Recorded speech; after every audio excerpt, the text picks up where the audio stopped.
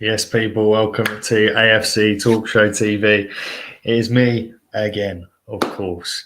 This one is a little bit different. This one's called Operation Gunners. We're only going to be on the stream for roughly around 20 to 25 minutes commitments. So please excuse me. And this is probably the worst day to do a stream.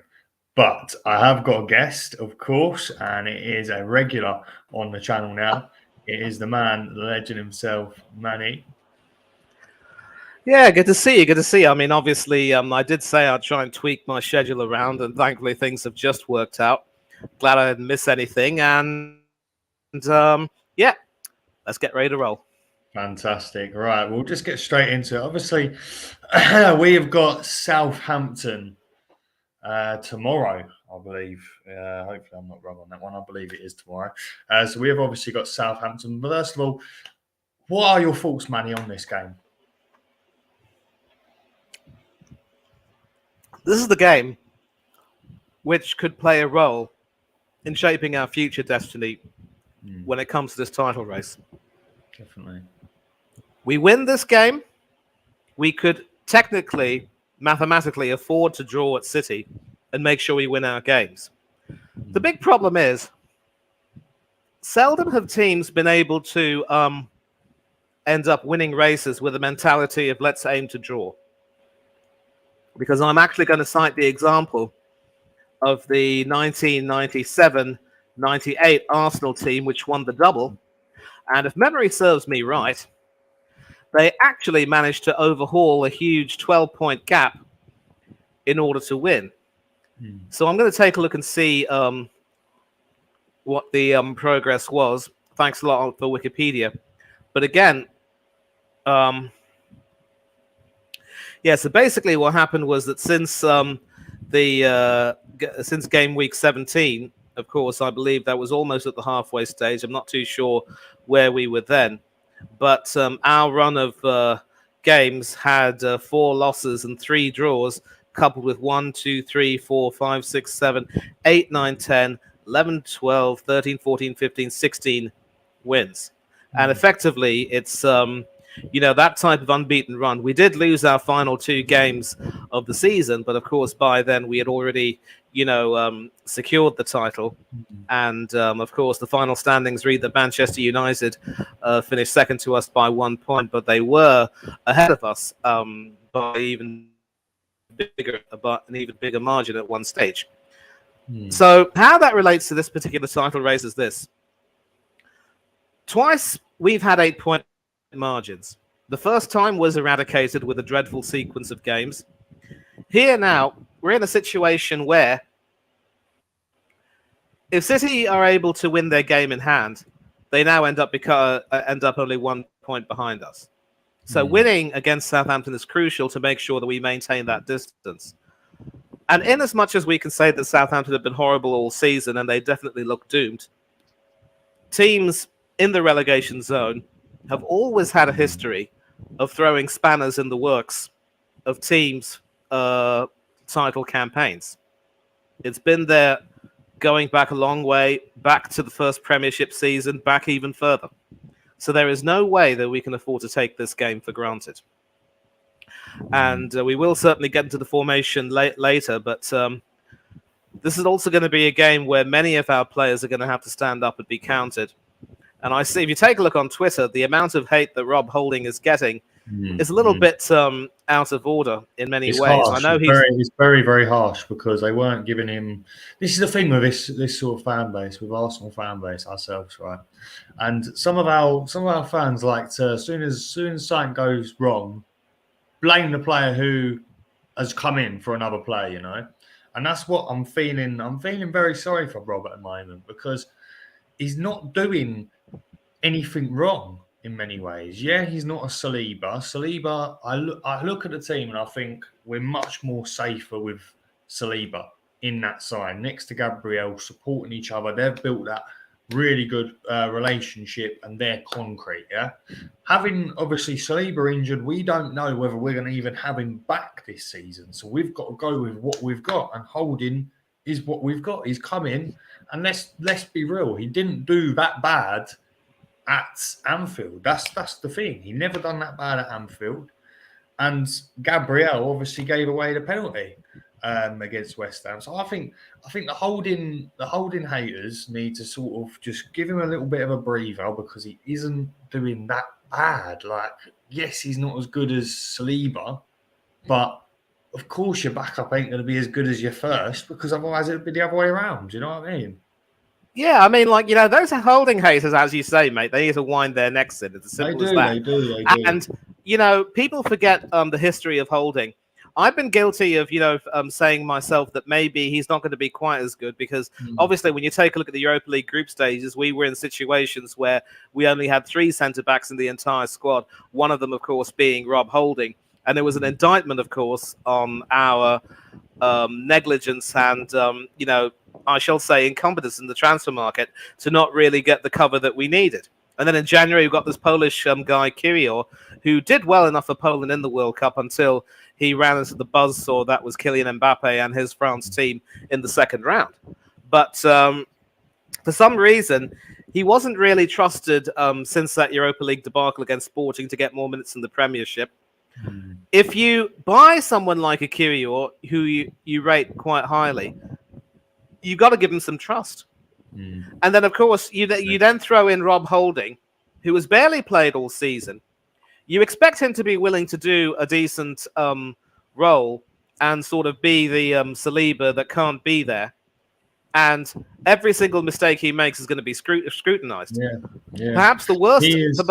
Go ahead. I don't know whether you agree, Manny, on this one, but I'm just going to put it out there. I think that now that Granit Xhaka, obviously, he's doing well for himself. Fantastic. Big up Xhaka. But do you now think the Xhaka haters are now looking for someone new to ride on? You know, when Xhaka was, when it was all toxic in the club in a way, when all that incident happened with Xhaka and the fans were all getting on his back and all that, and me being myself as well, I was getting on his back because it was horrible. Like both ways were really bad. But do you think that this is now them haters, the fans who want to hate on players, right? I'm not going to mention no names, but the fans who want to hate on our players, do you think now they're obviously Xhaka ain't doing much wrong, so you can't really have a go at him for what he's done now. But do you think they're just looking to exploit now Holding, like?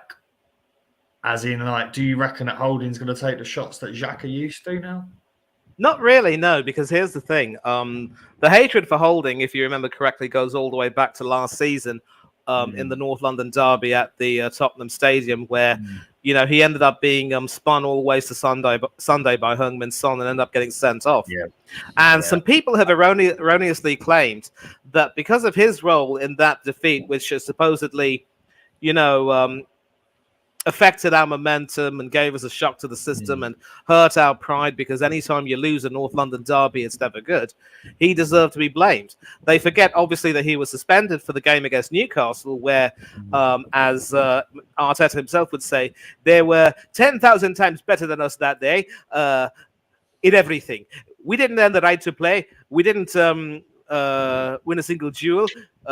We were horrible with the effing ball. We had no organization, and then we had nothing. MK, nothing, and all we could do was shut our mouths and eat it. So Holding wasn't a part of those shenanigans at St. James's Park. And let's not forget that Ben White was called Ben Shite for a reason. He conceded an own goal at that game, and his poor defending was responsible for one of those goals, obviously. So why aren't you putting your blame on him? I'll tell you why. Because Ben White has now done well, having changed his position. So that previous season also saw Xhaka obviously having a slight resurgence of form, given the confidence he had gained from taking Switzerland to the quarterfinals of the quarterfinals of the European Championships, where, obviously they beat France in the second round and went quite reasonably far. They could have gone to the semi-finals, only to lose to Spain in a titanic quarterfinal, of course. I just think it's not so much the Xhaka haters, but it's really the Ben White haters. Because obviously Ben White still had some pretty poor memories from that last season, but now that his position has changed, they still see Holding as a scapegoat. Defensive lapses, MK, are always the easiest ones to be picked on, whether it's from the centre backs or the full backs, or even the goalkeeper Ramsdale. Any people can easily pick on them, and people are. I think it's fair to say that because Holding hasn't really been playing that much, people are going to say, well, he hasn't been playing because he's simply not good enough to be picked. And then when he gets picked, he does give it his all. He has made a few mistakes which did prove a little bit crucial. I mean, obviously he gave away the penalty against Liverpool, but he also did make quite a few important clearances. Yeah. Maybe he wasn't exactly at his best when it came to winning a few duels. I suppose his record and that would have been 50-50. But it wasn't quite as poor a performance as people would necessarily think it is. And of course, he is coming in as a squad player to try to do his bit. Why isn't the same criticism being given to Gabriel for obviously giving away the penalty? Yeah. And even Ben White wasn't exactly at his best either against Liverpool or against West Ham. Zinchenko contributed to the attack, but again, in defence, he was poor. And Tierney obviously was struggling to adapt to his new inverted role as opposed to his traditional role, but he did actually play a very big part in our attack for 25 minutes against West Ham. And his defensive work was just magnificent. People are blaming him for not covering Bowen. It was actually Gabriel's responsibility to cover Bowen for that particular free kick. So I'm just gonna get into some of the West Ham. Obviously, we're speaking on that anyway, so we might as well just have a look at some of the stats here, right? That I've got on my phone. Obviously, West Ham had 17 shots during that game. They come alive after we probably took our foot off the gas. And when they got the penalty, that was the real changing point in my opinion. Obviously, Arsenal had less. They only had 12. And I don't know how many of them on target. I did do this very, very quickly this morning. But that's something to look at. And I think where we've been this season, we've been going all out and we've been doing really well. And maybe this is just end of the season, or maybe it is what other fans say and it is nerves. But me personally, I think West Ham possession, and I didn't really see this from this game until I looked here, because I didn't think we had that much of the possession at all, to be honest with you, during the last, I'd say probably about from their penalty, really, and probably from our miss of our penalty as well. But possession for West Ham was 28, and Arsenal had 72. See, it did not, it did not look like that sort of possession game for us, and I really don't know. Also, I just wanted to say as well that these Bukayo Saka haters as well, right? Bukayo Saka is our best player. By far, our young star has been proving it and took us through absolute mayhem, all right? And the last thing he needs is already thugs, and I'm going to call them thugs because that's the nicest way of putting it without getting cancelled on YouTube. I'm trying.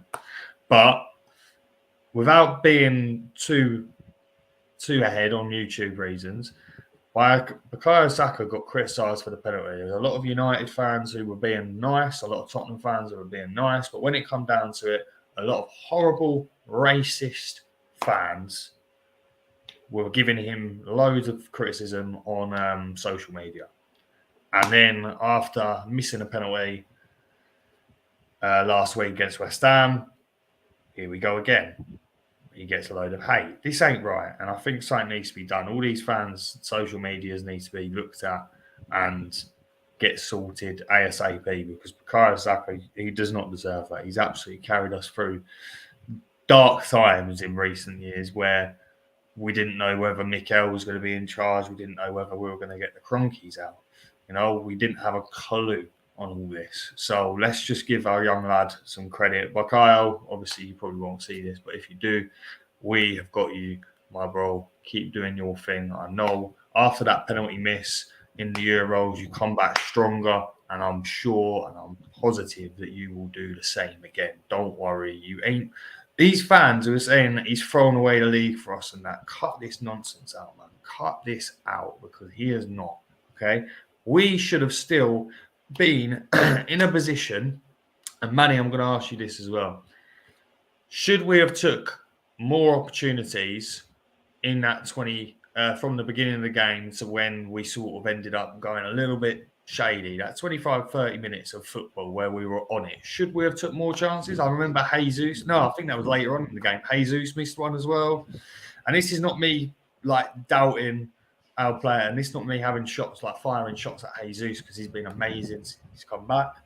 But is this where like these fans are just looking at Bukayo Saka's penalty miss?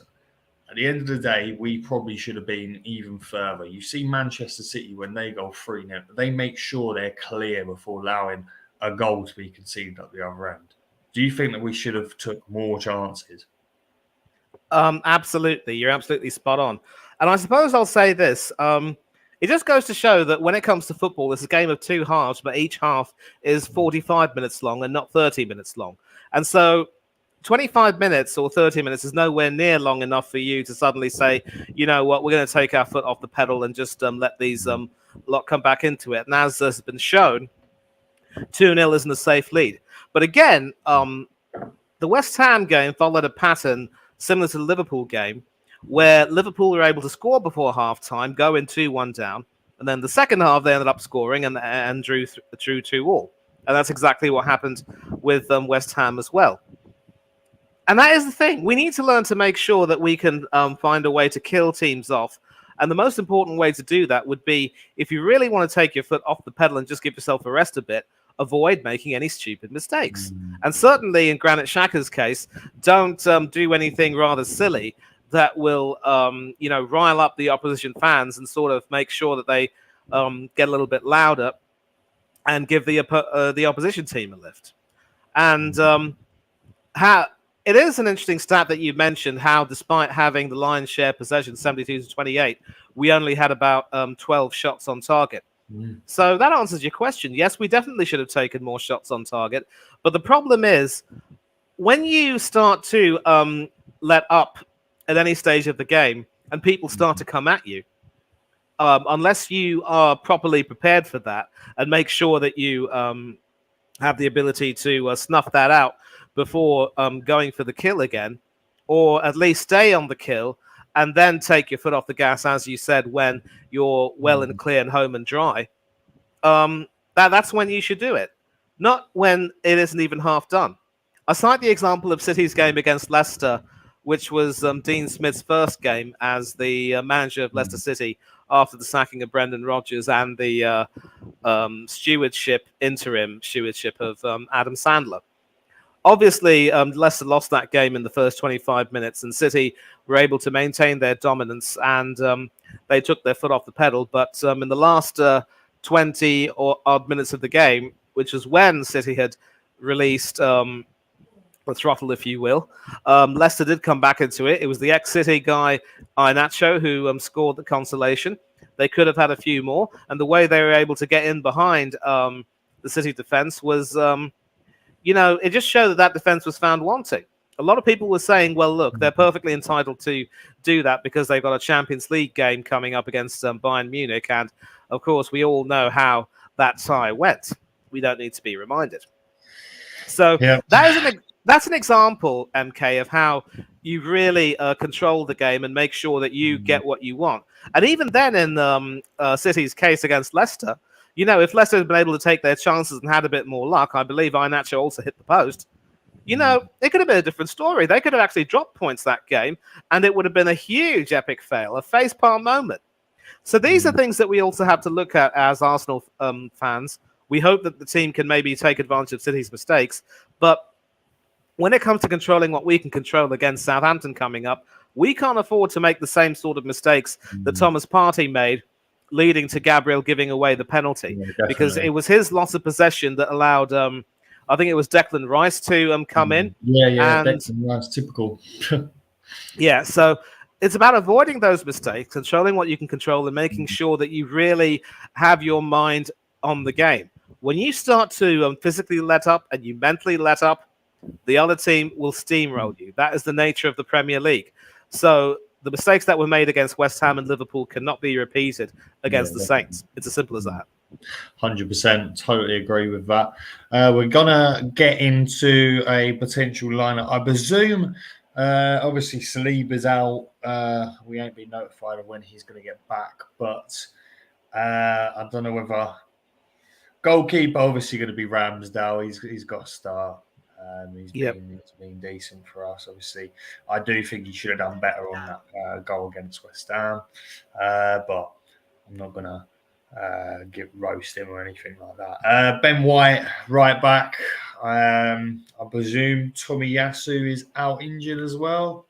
Yep, still out. I believe he's out injured. Yeah, list of our injuries. Obviously, Saliba, back injury. I don't know how long his back injury is going to be. Obviously, Tomiyasu and then El Neni. And then, of course, Zinchenko, who's got a thigh injury.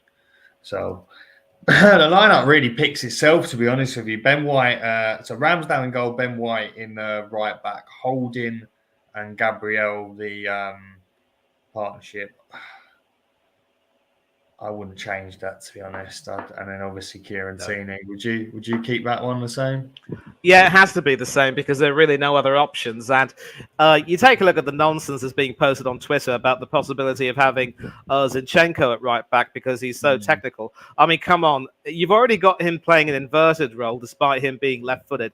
You want him to go to the other side and cut in on the side where he's not comfortable? I mean, maybe he is decent with his right foot, but he is naturally left-footed. I mean, it's ridiculous. And there's also another proposal.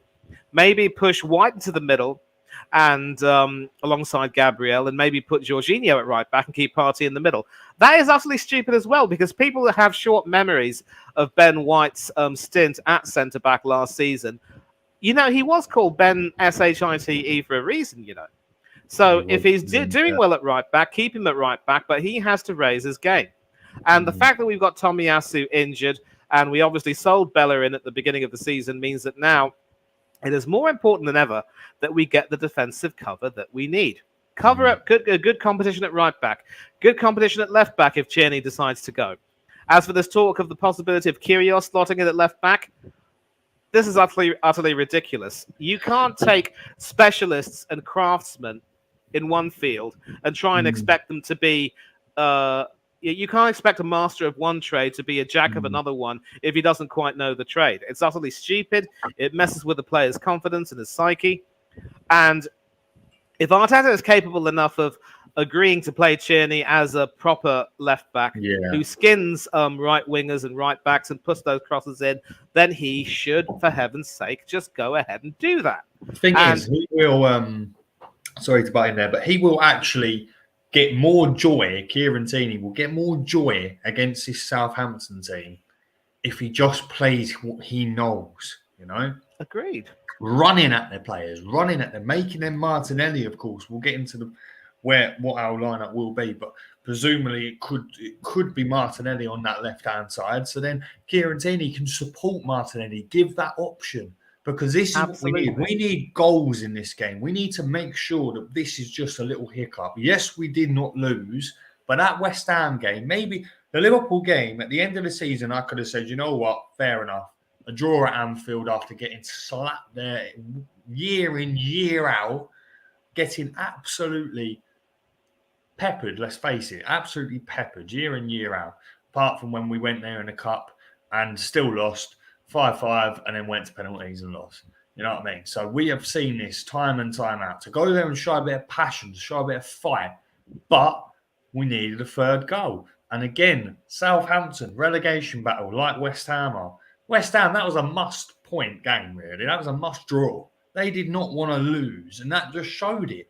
Ramsdale should have done better. But at the end of the day, we conceded by Partey literally losing the ball, thinking it was a handball. I've seen Arsenal fans close Arsenal fan friend of mine, said that handball, it should have been a given. No, let's get that clear. His arm was close, right? His arm struck it, yes. The ball struck his arm, but no, it's not a penalty. But why are we laying these things down of literally blaming little things like that? Partey should have stayed switch on. He's a professional footballer. Switch on until the whistle goes. Legit. Switch on. You know? And I just hope that we're back in front of our home crowd after being away for a couple of games. Hopefully the boys can do it. The midfield, midfield really just. I would love Declan Rice, Manny. I don't know about you, bro, but I would absolutely love Declan Rice in our midfield next season, man. Yeah, I wouldn't mind having him either. And a lot of people often try to mock him by calling him Tilda and saying that if he isn't playing as well as he is, he's a little bit undercooked. But certainly after looking a bit undercooked at the very beginning, he started cooking and cooking quite well, and he certainly did seem to have the measure of our midfield. So yeah, he'd be decent, but I really would like to see. I mean, the biggest problem with Declan Rice is obviously the huge fee that we would have to pay for him, and of course, a lot of the people have made a lot of fans have made it crystal clear. I think the board has made it crystal clear that they can't really, buy players if it means completely destroying the entire wage structure. It's why we're not going to go for Jude Bellingham with Liverpool pulling out of that race, and it's why we're probably not going to go all out to buy too many big value players. That's probably why we pulled out of the Mudrak deal. That's why we ended up pulling out of the Caicedo deal, and we ended up getting Trossard and Jorginho instead. Trossard is a good value for money buy. Certainly, I wouldn't go so far to call him a jack of all trades, but he certainly lends a great deal of versatility, which is what you would want in a perfect squad player / competition player. Jorginho has started well, but I think he started to look a little bit leggy. Maybe he'll come good against the Saints if he's given some responsibility. I don't know. But back to Declan Rice, he'd be an option if only his transfer fee wasn't so freaking high.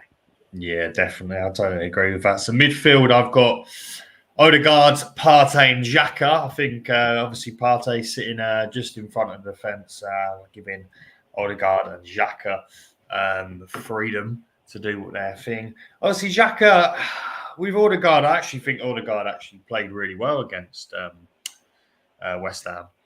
I think he was decent, and then all of a sudden, I think everyone just fell off in that game. To be honest with you, I think Xhaka as well.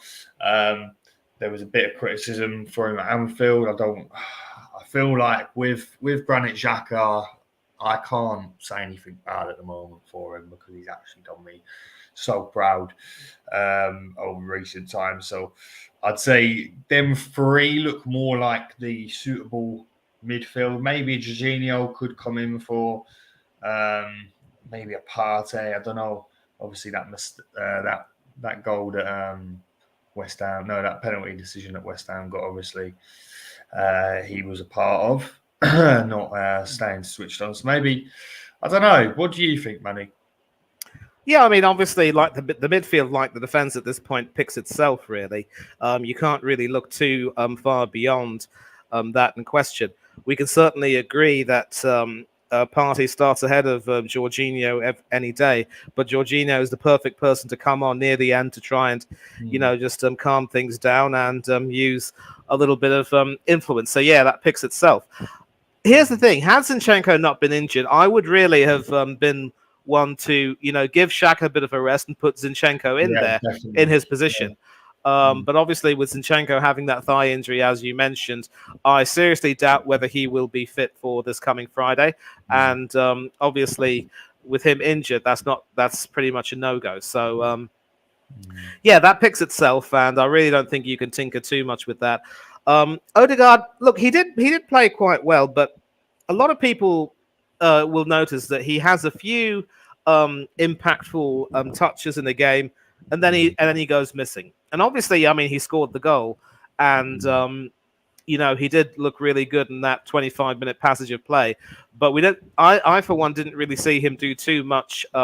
Certainly not in the second half after that, and that's going to be the problem. I don't want to see a player who will do enough to make sure that he pads his stats with goals and assists, and then hardly ever contributes afterwards. I mean, that's not really what you'd expect from a captain. And we both grew up watching the likes of Tony Adams, Patrick Vieira, players who wouldn't just play to pad their stats. They would literally drive the team forward the way we want Odegaard to do, but simply isn't doing. And of course, it's Zinchenko who is leading the team talks, let's not forget. So, as I said, the midfield picks itself, but these midfield fielders are really going to have to stand up and be counted because,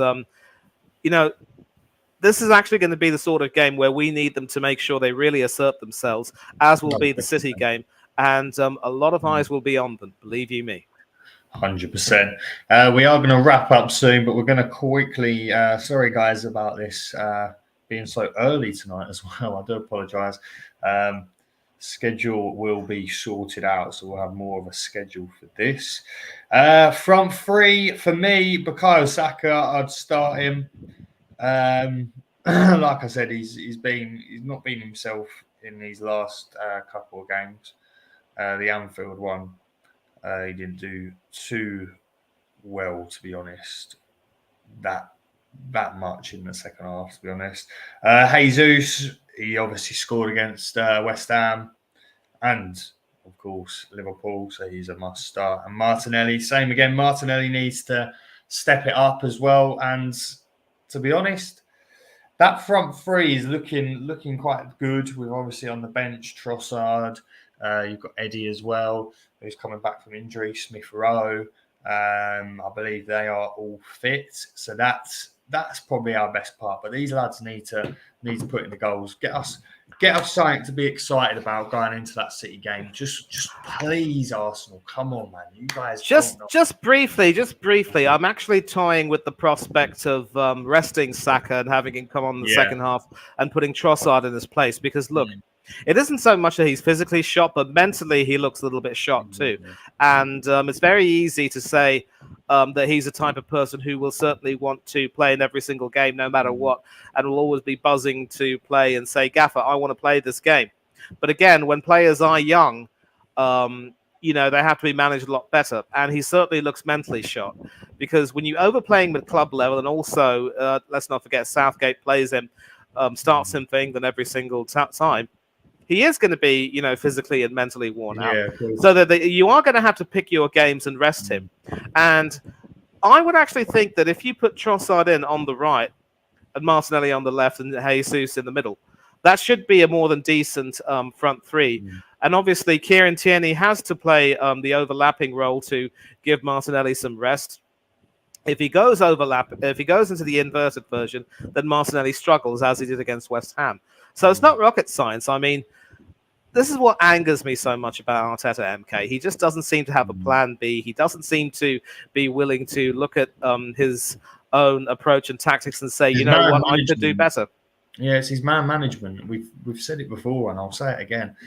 Yes, I am enjoying what Mick Arteta's doing, but there's some aspects of his game where you know that he's lacking that experience. I know that he's been Pep's assistant for a while, and then he come into this job. This is his first job, and I think that he needs maybe someone next to him trying to steer him, maybe give him a little bit of advice in man management, maybe, because he will get the experience. Of course he will. Last year was an experience. Last season was experience. This season will definitely be a bloody experience, And it's not like we're doing really bad, but it's the odd games where you just look at it and you just think, you know what? Substitutions I don't get. Like some of the tactics that I'm seeing, I'm not particularly sure on. In other games, I'm thinking, wow, this is amazing. So it is just the way he needs to get his man management. And I do agree with everything you're saying there, Manny. But we are gonna wrap up. So Trossard, I do think Trossard should actually start. I do change my mind on that. Actually, I do think it should be Trossard, Jesus, and Martinelli.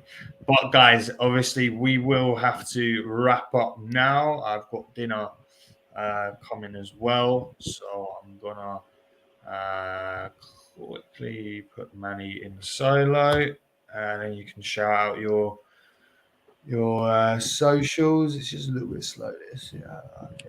Well, first of all, big up to MK. Obviously, don't worry about your scheduling. It happens to everyone.